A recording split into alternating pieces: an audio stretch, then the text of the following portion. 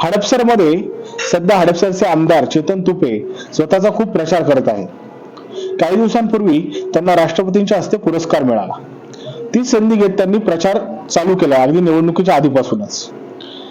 आता चांगली गोष्ट आहे, राष्ट्रपतींच्या हस्ते महाराष्ट्र विधानसभेतील एका आमदाराला पुरस्कार मिळाला आहे. अभिमानाची गोष्ट आहे, त्याबद्दल शंकाच नाही कुठली. पण राष्ट्रपतींच्या हस्ते पुरस्कार मिळाला म्हणून हडपसरमधील प्रश्न सुटलेत का? तर निश्चितपणे नाही.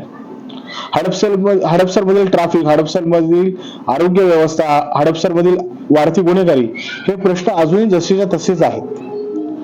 हडपसर हायवे म्हणजे सोलापूर हायवेवर रात्री ट्रॅव्हल्समुळे होणारा ट्रॅफिक जाम याकडे बहुतेक आमदारांचं लक्षच नसावं. त्याच्यामुळे अपघाताचा धोकाही खूप जास्त असतो रात्रीच्या वेळेस त्या सोलापूर हायवेवर.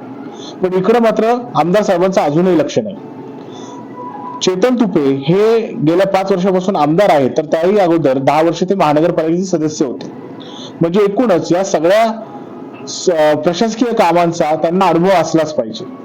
पण तरी देखील जर प्रश्न अनुत्तरित राहत असेल तर निश्चितपणे विचार करण्याची गरज आहे. आमदार साहेब, अजूनही वेळ गेली नाही. या प्रश्नांकडे डोळे उघडून पहा, नाहीतर निवडणुकीच्या काळामध्ये वेगळं चित्र उभं राहील. कारण हडपसरमधील रस्ते, त्या रस्त्यांवर असलेलं ट्रॅफिक आणि त्या रस्त्यावर असलेले खड्डे हे खूप मोठे प्रश्न आहेत. आधीच राष्ट्रपतींनी पुण्याच्या खड्ड्यांबद्दल नाराजगी व्यक्त केलेलीच आहे. तुम्हाला त्याच राष्ट्रपतींच्या हस्ते पुरस्कार मिळालाय. किंवा त्यांचं तरी ऐकून हडपसरमधील रस्त्यांवरील खड्डे आणि हडपसरमधील ट्रॅफिक कमी कसं करता येईल याकडे थोडं लक्ष द्या. सोबतच हडपसरमध्ये जी गुन्हेगारी वाढतीये, काही दिवसांपूर्वी खुद्द पोलिसांवर देखील हल्ला झाला होता, याकडेही थोडंसं लक्ष द्या. या गोष्टींकडे जर तुम्ही लक्ष दिलं नाहीत तर निश्चितपणे हडपसर विधानसभेचा निकाल हा वेगळा असेल.